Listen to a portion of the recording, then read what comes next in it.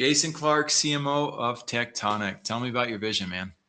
My vision. So um, 2003, I was off on my own, kind of a freelance consultancy, and was, I guess, trying to figure out how to grow my career.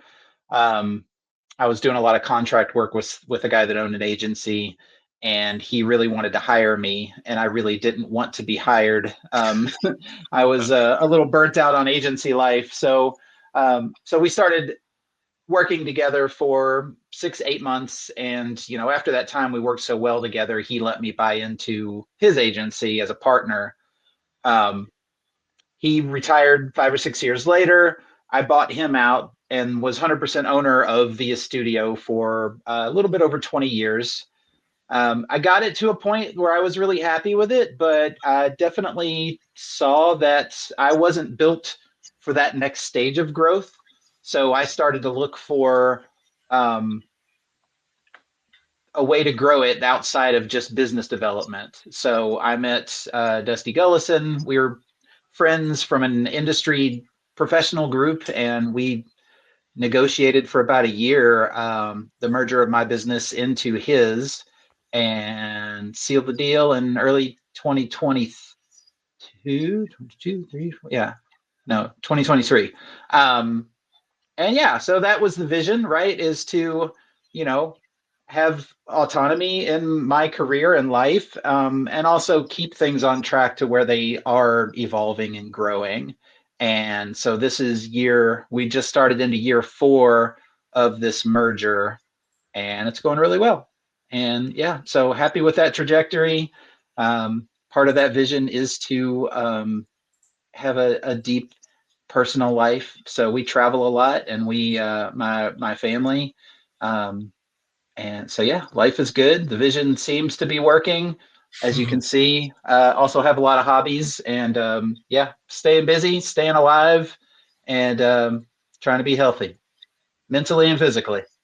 Dude, that's awesome. What a present reality and a place to get here. I'm falling more and more in love with your website as I take a look at it. I'm very curious. I want to see that video soon, but there's a lot of depth to this thing. And as I look at divisions, for instance, the way you guys present IT on demand and the clarity of what's providing those services, but then as you scroll like the VS Studio, like whoa, okay, Yeah, and what you do there, you guys have put some serious R&D and UX and UI into this thing. the rebranding and the web project was at least 2 years of work. Um, Not full time, obviously, because client work comes first, but we needed a way to centralize and communicate how big and broad the company is and our offerings within digital services. So we've got kind of Yes. the parent company of Tectonic, that is digital transformation and strategy, and then there's 8 divisions within Tectonic that do some do very niche things like help desk realty, which help property management companies with their IT help desk and marketing. And some of them are very broad, like IT on demand and Via Studio, which do IT services and cybersecurity, and Via does branding and marketing. And so yeah, it was a So lot of nice. brand architecture there. And this is just phase 1. Phase 2 is 2026. Dude, I really love it. I Thanks. geek out on this stuff as a visionary. As a guy who's been in tech for many years, I know how hard it is to create something that's just this on point. And so those visionaries out there looking in, like what a great company to be able to model, and to be able to see like what's going on and how you present your stuff. The little, oh, that's fun. That button follows you around. Yeah, like somebody thinks, I'm like, man, this is fun. I can't wait to give this to my team so they can look and be like, wow, man, how do we grow up Amazing. and become like them? So Yeah, that's a big part of this business. Go ahead. yeah, we definitely, our team is just phenomenal. And, some of these folks have been, either friends of the agency or with the agency for 10, 15 years at this point. So our team is very tight. I've got a lot of trust in them, and, the work that they pitch to us as a leadership team and want to do. And yeah, I think it worked. I feel just as good as you do. Oh man, This is so beautiful. All right, visionaries. Well, we definitely have somebody whose footsteps we can follow in with the classes. This is not just like an AI hype site. There's so much intentionality built into this. Absolutely Let me not. let you go back into it though, Jason. What Okay. would about your vision moving forward as well? What do you think will be most relevant and helpful to other visionaries out there? I think that Jackson, you've got a little bit of echo going on. Or do I? Yeah, it's a little distracting. Go ahead. Let's try now. Well, I'm muted, so you're good. I just muted it to make Oh, sure.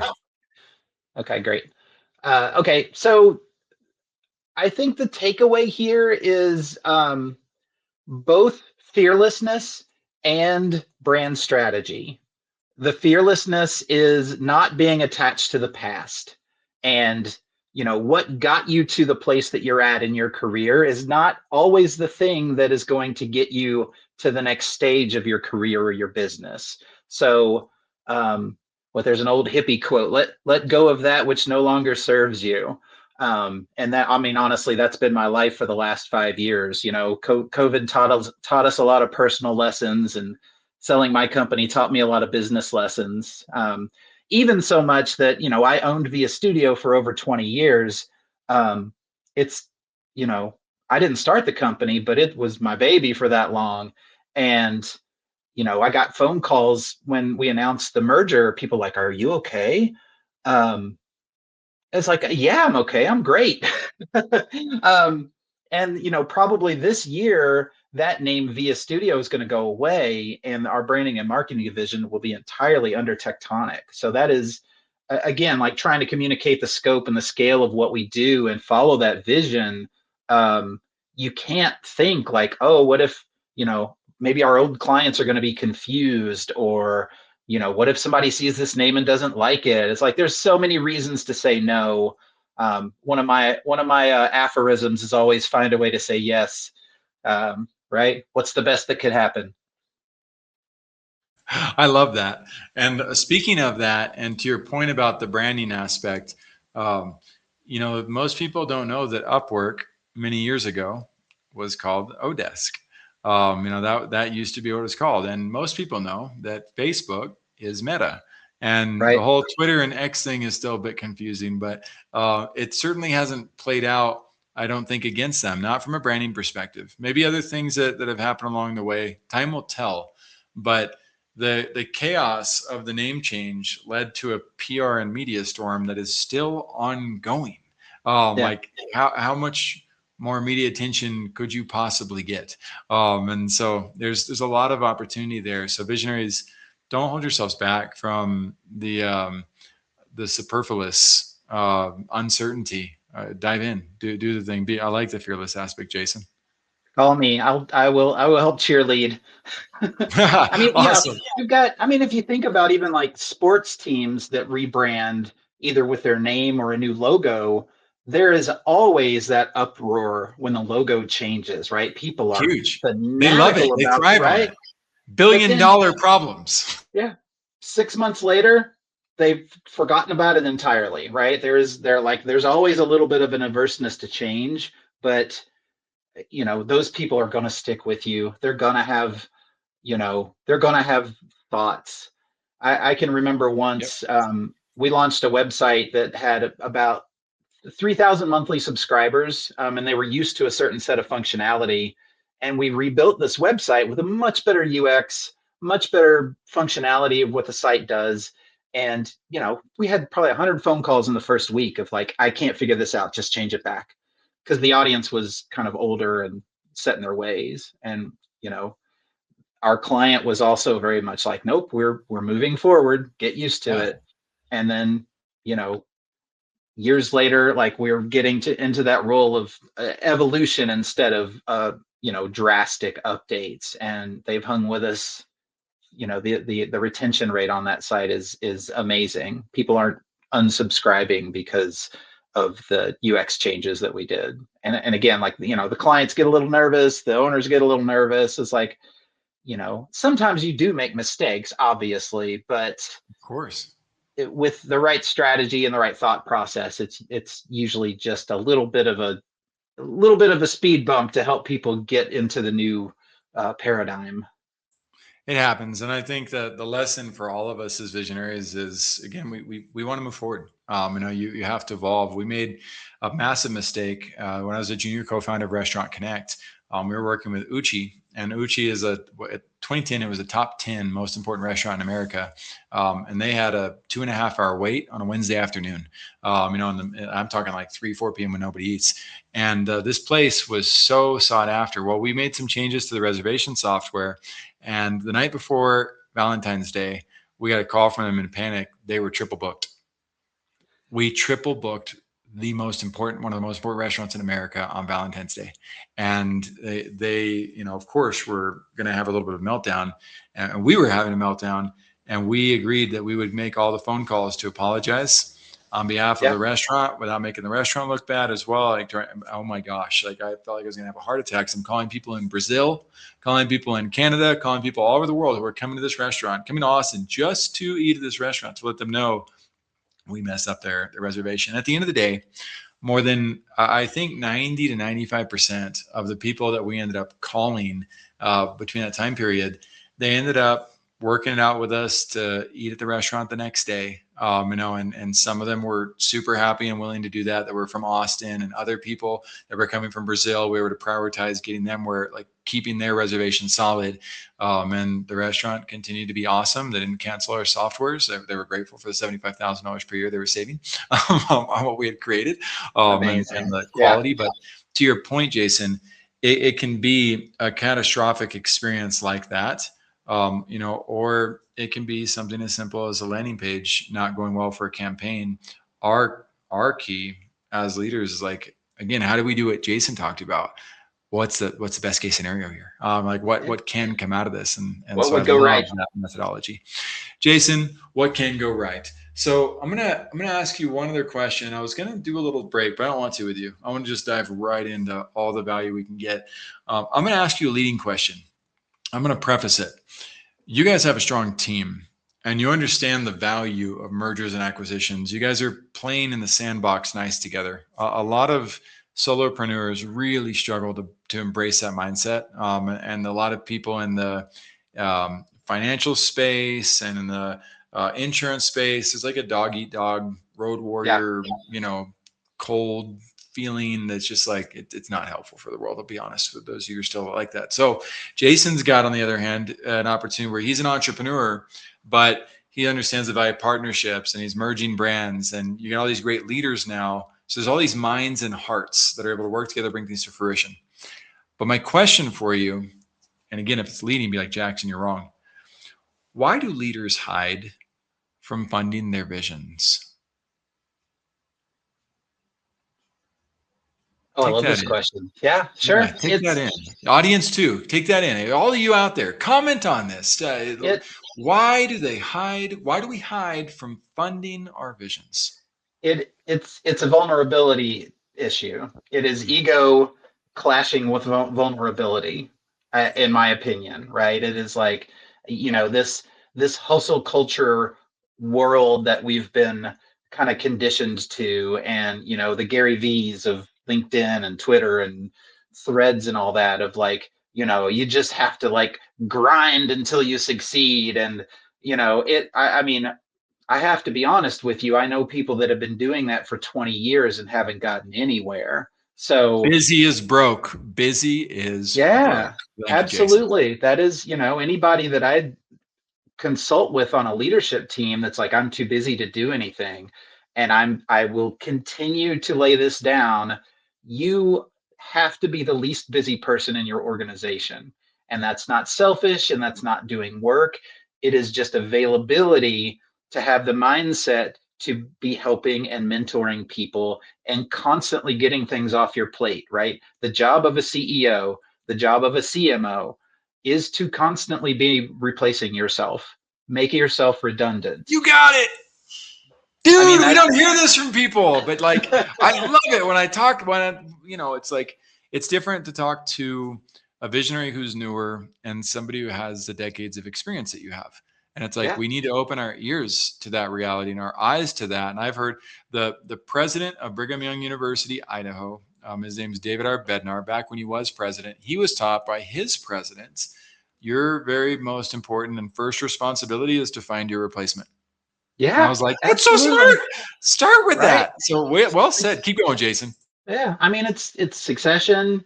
It's it's no single point of failure, especially no single point of failure, right? Like my business took off when I like took, I one of the mistakes I made for a while was not giving enough authority to my leadership team or even considering them my leadership team, right? Like I thought I Oh, was doing them a favor by taking on responsibility and tasks and everything. right. And everyone that is a high performer is always trying to prove themselves, not necessarily for a raise or Right. a promotion, because that's what high performers do. Contribution. They want to be like all of this work that we do is purpose, and everyone needs that Absolutely. purpose. So don't pretend like you're the only one with purpose. Don't let your ego get in the way. Like if you've made it to founder status or CEO status or CMO status, start thinking about how to make yourself redundant and mentor those people. And I mean, you'll find those people that really appreciate that mindset and will stick with you through the good times and the bad. I love it. So you've got founder status versus flounder status, right? Which ones are we following? You've got contender status versus pretender status. Well, and why You've do got we? those who are busy and those who are productive. And I've been the busy, the Yeah, flounder, the pretender, right? It's part of the me too. process, it's part of the evolution. It's how we learn, and it's just like a baby. It's like if a baby is like, you don't judge it, and you're like, well, you suck at running. It's like Yeah. we all sucked at running at one point. So it's so cool to be able to be liberated from that. Jason, let's dive into the next part of this question because Okay. you help me articulate to our visionary friends out there that there's an importance, obviously, but we're talking about hiding from funding and the vulnerability of like leaning into it. So how do leaders and visionaries lean into funding their vision? How do we empower that thought process, that mindset, the actions? Um, I guess personal honesty with yourself. um, what do you actually need to fund your vision, right? How much money is that? Do you need a runway of 6 months, a year, 3 months? What like, you have to be pragmatic about the financial piece of it. And the I'm gonna next level this piece, up real quick. Okay. yeah, You can go sure. right back to it. I'm gonna level up one piece on this, my friends. I understand and value Jason's his sacred nature of looking up and thinking through like how do we guide people as best as possible with this. My friends, if I look at this plant right here, I love this plant by the way. It smells really good. Ecuador's got some cool stuff, but this plant, if I look at it and I say, how much water does this plant really need? I see a lot of founders and a lot of entrepreneurs thinking like, what's the least amount of water I can give this plant for it to Oh survive? God, right. And what happens to the garden? Every gardener will tell you you screwed it up bad. Like you have to give the plant a little bit more water than what it actually needs in order for it to thrive. At least a little bit. In some cases, a lot more. Sure, you can drown it, but I don't see very many entrepreneurs accidentally drowning their businesses in too much money. That just Yeah. doesn't seem to be a big problem. Most of us don't have it. And because we don't have it, we make the excuse that we can't get it. So I'll just double down a little bit further on that, that if your mindset is to put the necessary minimum in, your garden's going to probably struggle. So Jason, keep going with me on this. Yeah, yeah. I love that's what you say. I like part of my job is to help our clients set marketing budgets. And when you tell them your marketing budget should be, we'll just throw this out there just very Yeah, go generally, ahead. right? Like Generally. five to 15% of your revenue, right? Yeah. Depending on that. So if Totally get it. you're And I right, scare you're people further. YouTube wasn't profitable for the first X yeah, like decade. yeah, They didn't look at 15%. They're looking like 20, right. 25, 75. So I'm with you, Mhm. Jason. And it's hard And because there's it's like, the they don't want to spend anything on it. Right. So Well, there's technical debt associated with some of the things that we do, like, building complex web apps and what have you. It's like, okay, we bid $200,000 on this project. It's like, oh, that's too much money. And it's not because they can't afford it. It's because that number is, six figures. And it's like, so, it's like, okay, well, this, cheaper shop or this freelancer will do it for $50,000. And a year later, yeah. I'll see them out Oh no. at a meeting or an event. It's like, well, that was a disaster. That's And the it's like, worst. okay, so you've not only lost $50,000, you've lost a year of productivity. So is A that worth, year. An right? entire year And that of your is, life. so that's kind of the opposite part of like trying to fund your vision is also when the scarcity mindset that you have once your business is successful or you're part of something that's like, you're nitpicking on, you know, agency rates just because that's like people's like go to is to negotiate. And it's like I'm like I want to do the best job I can for you. This person Yep. just wants as much like they just want your money because I know I've done enough projects in the 30 years of my career to know that it Yep. can't be done well for this price. They're either Correct. taking a loss or they're underbidding to get the work and they're going to be scrambling on the back end. So That's right. again, for a certain size organization, is it worth it to take that loss and that risk and not just do it right the first time?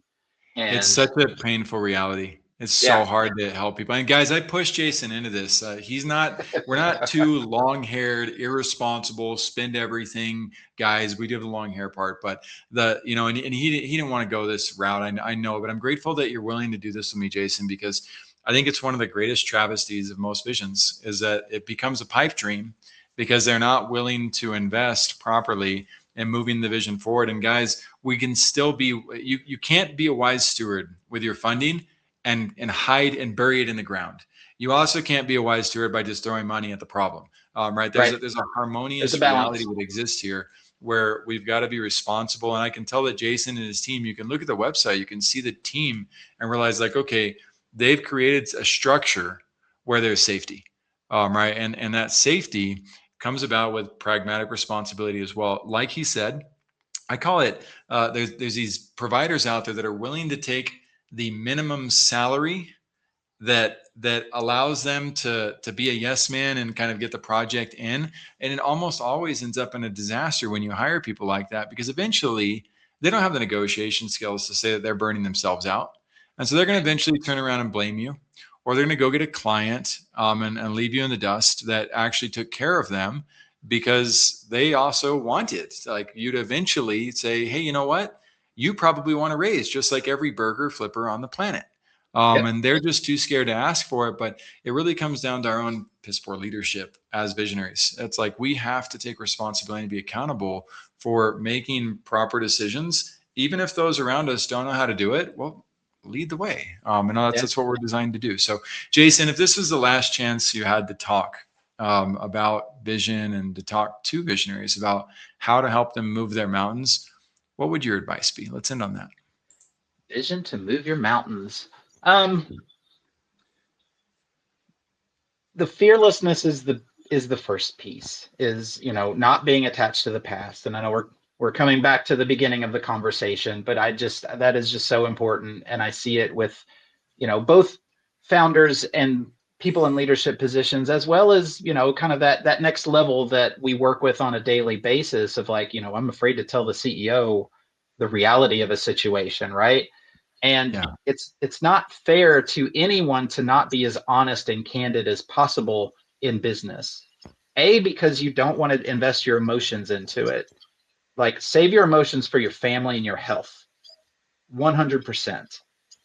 Keep the pragmatism at Mm. work so that at the end of the day you can let it all go and you can enjoy your time at home, cooking dinner, taking a walk, and not having that baggage of like, oh, I could have, should have, would have. And I just like I I learned that later than I should have, but I mean, it like even doubling down on that in the past 6 years, I've lost 40 pounds. I've taken up my hobbies again, started doing music again.